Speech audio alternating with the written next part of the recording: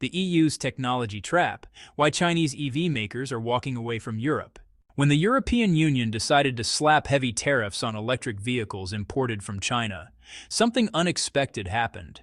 Instead of backing down, several European nations began rolling out the welcome mat for Chinese manufacturers. The message was clear: build your factories here, and you can skip the tariffs entirely while selling directly to European consumers. On the surface, this looked like a workable compromise, a win-win situation that could satisfy both sides. But as we're now discovering, the story runs much deeper than a simple trade negotiation. Just days ago, European Union officials unveiled a controversial new requirement that has sent shockwaves through the automotive industry. They're now demanding that Chinese companies establishing operations in Europe hand over their technology and intellectual property to local firms as a prerequisite for receiving government subsidies. This revelation has sparked an important question. Was the entire anti-subsidy investigation into Chinese electric vehicles just the opening move in a calculated strategy to acquire Chinese technology? The response from Chinese manufacturers has been swift and uncompromising. Multiple companies have announced they're putting all European investment plans on hold. This dramatic development raises critical questions about the future. Are Chinese automakers prepared to walk away from one of the world's largest markets? And if Europe is no longer the priority, where will China's electric vehicle industry focus its energy next? If you find this analysis valuable, please subscribe to our channel so you won't miss our upcoming coverage of this developing story. Now, let's dive deep into what's really happening. China's electric vehicle revolution. To understand the current standoff, we need to appreciate just how dramatically China has transformed the global automotive landscape. The country has evolved from being merely a major manufacturing hub to becoming the driving force behind the worldwide shift to electric mobility. The numbers tell a compelling story. China now manufactures roughly 1 out of every 3 cars produced globally. But the dominance becomes even more striking when we look specifically at electric vehicles. Nearly 2/3 of all EVs rolling off assembly lines worldwide are made in China. When it comes to the batteries that power these vehicles, Chinese manufacturers control approximately 70% of global production. Recent figures show that China has crossed a historic threshold, producing more than 10 million new energy vehicles annually, making it the first nation ever to reach this milestone. Chinese roads now host about 58% of all electric vehicles in use worldwide, demonstrating not just manufacturing prowess, but also domestic market adoption.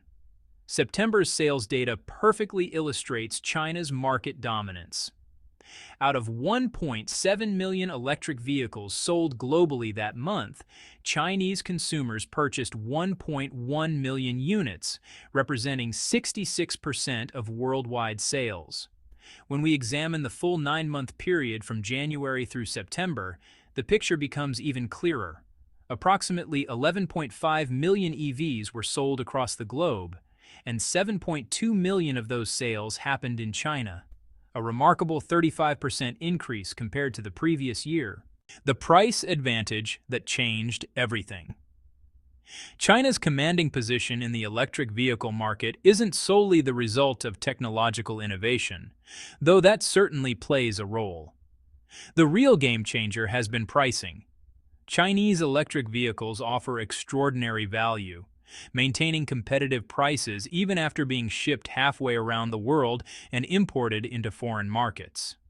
In many cases, a Chinese EV costs significantly less than a comparable locally produced vehicle, even after accounting for shipping and import costs. This aggressive pricing strategy has proven incredibly effective at winning market share, but it has also triggered alarm bells in government offices across the Western world. Officials in the United States and Europe have increasingly characterized Chinese electric vehicles as an existential threat to their domestic automotive industries, arguing that local manufacturers simply cannot compete against such heavily discounted products. This concern led the United States to take action first, implementing protective measures against Chinese EV imports. The European Union quickly followed suit, launching what it termed an anti-subsidy investigation into Chinese automotive companies.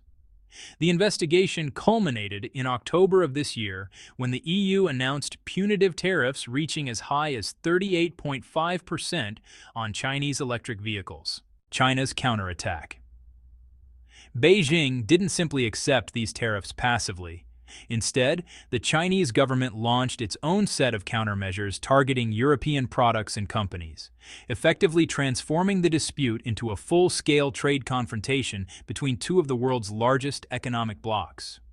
What's particularly interesting is that Europe appears to have been caught somewhat off guard by the strength and speed of China's response. The tariff policy, which seemed straightforward when announced, has created unexpected complications across the European Union. Dissenting voices have emerged in multiple member states, with critics arguing that these protective measures are inflicting serious damage on their own economies rather than protecting them. Faced with this pushback and the reality of Chinese retaliation, several European nations decided to take a different approach. Instead of doubling down on confrontation, they opted for engagement, sending delegations to China in an attempt to reduce tensions and find common ground. Some European countries went even further, extending direct invitations to Chinese electric vehicle manufacturers to establish production facilities within their borders. The logic seemed sound. If Chinese companies built factories in Europe, they could avoid the tariffs entirely, creating jobs for European workers while giving Chinese firms continued access to the lucrative European market. The investment wave that wasn't. For a brief moment, this strategy appeared to be working. KTL, one of China's most prominent battery manufacturers, announced plans for massive production facilities in both Hungary and Germany, with combined investments totaling billions of euros. Other Chinese automotive companies followed suit, committing hundreds of millions of euros to build manufacturing plants across Spain, France, and Italy. It looked as though the dispute had found a resolution that worked for everyone involved. European countries would get advanced manufacturing facilities and employment opportunities, while Chinese companies would maintain their access to European customers without the burden of heavy tariffs. But just when it seemed the conflict was winding down, reports began surfacing in Western media suggesting that the European Union had a different endgame in mind. One centered on acquiring Chinese technology rather than simply facilitating fair competition. The technology transfer demand. So what exactly is happening behind the scenes? According to informed sources, the punitive tariffs may have never been primarily about protecting European manufacturers from price competition. Instead, they appear to have been designed as leverage, a way to pressure Chinese companies into surrendering the very technological advantages that made them competitive in the first place, particularly in battery technology where European firms have fallen behind.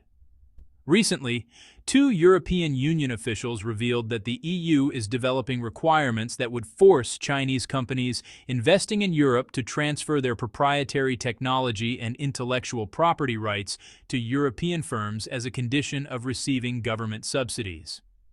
This mandate is being positioned as part of a more comprehensive framework for managing clean technology trade, with battery manufacturers being the first targets.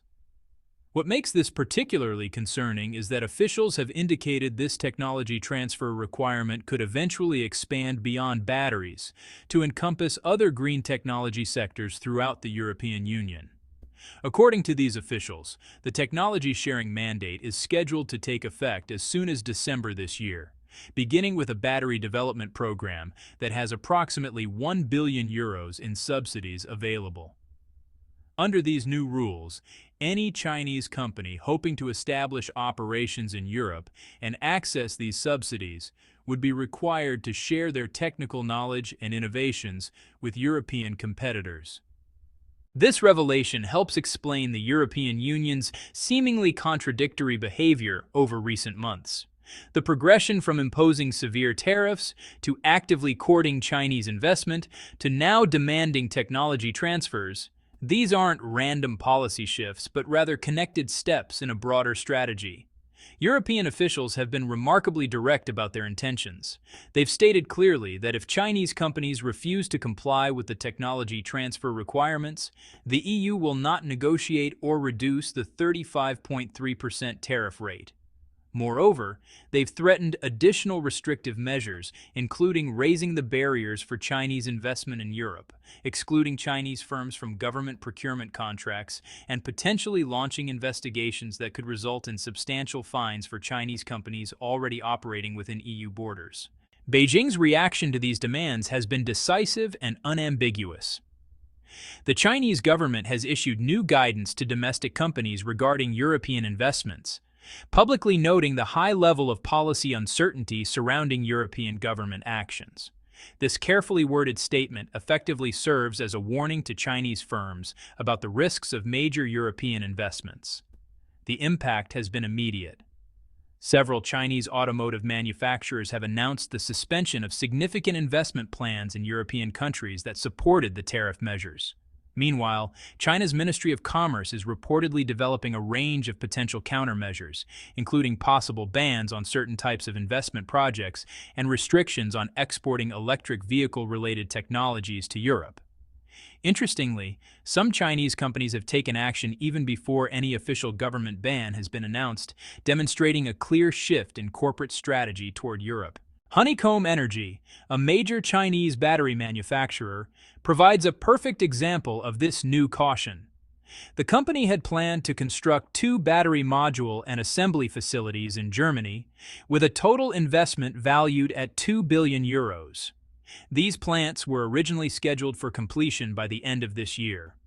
However, the latest reports indicate that Honeycomb Energy has decided to suspend construction on both facilities and halt operations of its 2 European subsidiaries. There is currently no timeline for when or if these projects might resume. Similarly, Dongfeng Motor, another significant Chinese automotive manufacturer, has announced it's suspending all investment activities in Italy indefinitely. These announcements likely represent just the beginning. If the relationship between China and the European Union continues to deteriorate, we can reasonably expect more Chinese companies to cancel or postpone planned investments in Spain, France, and other European nations that have supported the restrictive trade measures. Is China abandoning Europe? This brings us to a crucial question. Is China actually prepared to walk away from the European market entirely? Based on current developments, it appears that Chinese companies and the government are indeed beginning to reduce their dependence on European markets and shift their strategic focus elsewhere. In fact, this pivot began well before the most recent escalation. When Western nations first began threatening sanctions against Chinese electric vehicles last year, Chinese automotive manufacturers started actively developing alternative markets outside the traditional Western sphere. The reality is that while Europe represents an important market, it's far from the only opportunity for Chinese electric vehicles. Chinese manufacturers have established strong positions in Southeast Asia, the Middle East, and other regions where they face fewer political obstacles and often encounter more welcoming regulatory environments. The Southeast Asian success story. Consider Southeast Asia, where Chinese electric vehicles have achieved remarkable penetration. In Thailand, for instance, local manufacturers have shown little interest or capability in developing their own new energy vehicle brands. This has created an opening that Chinese companies have exploited brilliantly. They now control approximately 80% of Thailand's new energy vehicle market. The pattern repeats throughout the region. In the first half of 2024 alone, China exported 420,000 passenger vehicles to the Middle East, representing a year-over-year increase of 46.2%. Nearly one-fifth of these exports, 19.6%, were new energy vehicles, demonstrating the growing appetite for electric transportation in the region. Chinese manufacturers are backing up their sales success with substantial investments. BYD, one of China's largest EV producers, opened its first showroom in Riyadh, Saudi Arabia's capital, in May of this year. China FAW Group has committed $20 million to build essential industrial infrastructure in Egypt. Chang'an Automobile is in the process of establishing a Middle East subsidiary with ambitious targets. They're planning to have more than 1.2 million vehicles operating in the Middle East region by 2030, accelerating regional expansion. The expansion in Southeast Asia has been particularly aggressive. Early in 2024, BYD announced it would invest $1.3 billion to construct an electric vehicle manufacturing facility in Indonesia. The company also acquired a 20% ownership stake in an official distributor operating in Thailand and has committed an additional $1 billion to open its first factory in the Southeast Asian market. Looking ahead, BYD's roadmap includes establishing production facilities for both electric vehicles and electric buses in Cambodia and Vietnam. Other Chinese automakers are matching this pace of expansion. Great Wall Motors is rapidly expanding its Southeast Asian footprint, with new factories under development in Malaysia, Indonesia, and Vietnam. These facilities are expected to begin production either this year or next. Chang'an Automobile has announced plans for a production base in Thailand that should commence operations in 2025. These strategic investments paint a clear picture. Chinese electric vehicle manufacturers are actively building a diversified global production network and customer base, even if access to the European market becomes severely restricted or economically unviable. Southeast Asia and the Middle East are positioned to become the primary growth engines for China's EV industry in the coming years. Europe's self-inflicted challenge. It's important to examine why European automotive manufacturers find themselves in this difficult position. The narrative that Chinese companies have gained an unfair competitive advantage through government subsidies doesn't tell the complete story, and in many ways it really obscures the real issues. The claim that China is somehow squeezing out European automakers through subsidies alone just doesn't hold up under scrutiny. While Chinese manufacturers have certainly benefited from government support, European car companies have also received substantial state assistance over the years. The more fundamental problem lies in strategic decisions made by European manufacturers themselves. First, there's the infrastructure gap. Europe has been slow to build out the charging networks and supporting systems that electric vehicles require. The coverage of charging stations across many European countries remains inadequate to support mass EV adoption, creating a bit of a chicken and egg problem where consumers hesitate to buy electric vehicles because charging is inconvenient, and companies hesitate to build charging infrastructure because there aren't enough EVs on the road. Second, and perhaps more critically, European manufacturers have fallen behind in battery technology, the single most important component in electric vehicles. Batteries determine an EV's range, charging speed, lifespan, and cost. European companies that were slow to invest in this crucial technology now find themselves dependent on Asian suppliers for the very components that define their products' competitiveness. Many European brands were either too slow to recognize the shift toward electrification, or when they did commit to the transition, produced electric vehicles that simply couldn't match Chinese alternatives in terms of value for money. European EVs often cost significantly more than comparable Chinese models, while offering similar or sometimes inferior performance and features. A critical moment for the European auto industry. The global automotive industry has reached a consensus. Electric vehicles represent the future of personal transportation. This isn't a debate anymore. It's accepted reality. In this context, if European car manufacturers cannot acknowledge their strategic missteps, make fundamental changes to their development approach, and dramatically accelerate their electrification efforts, they risk being marginalized in the global transition to electric mobility.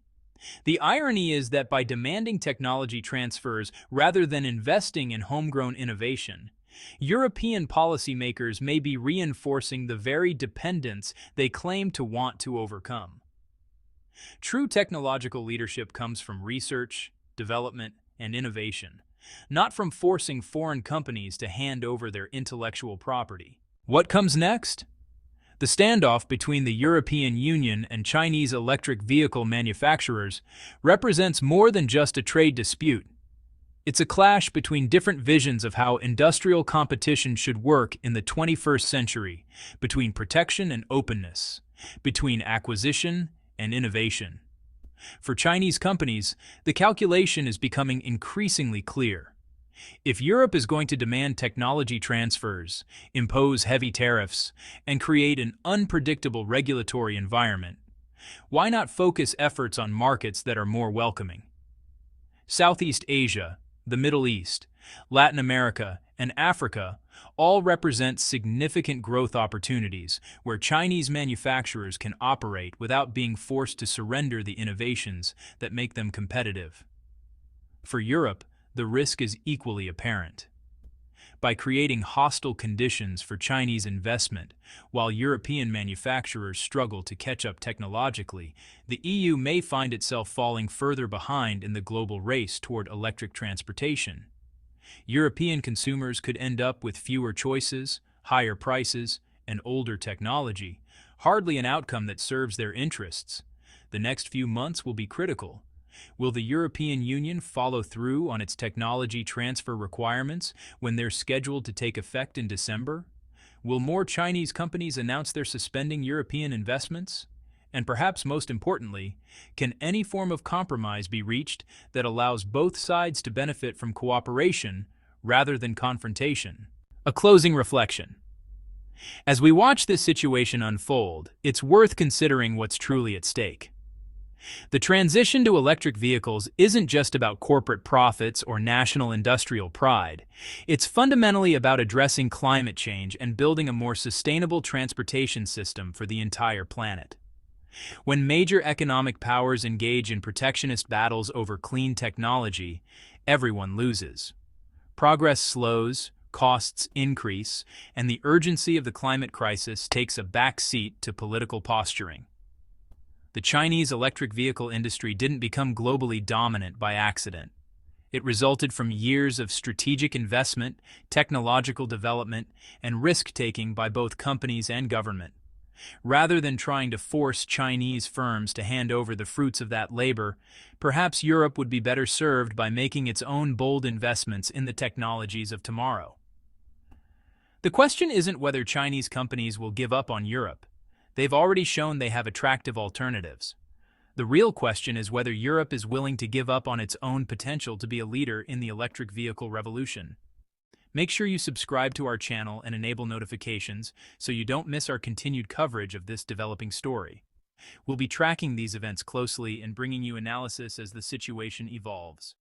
The future of global transportation is being written right now, and the decisions made in the coming weeks will shape that future for decades to come.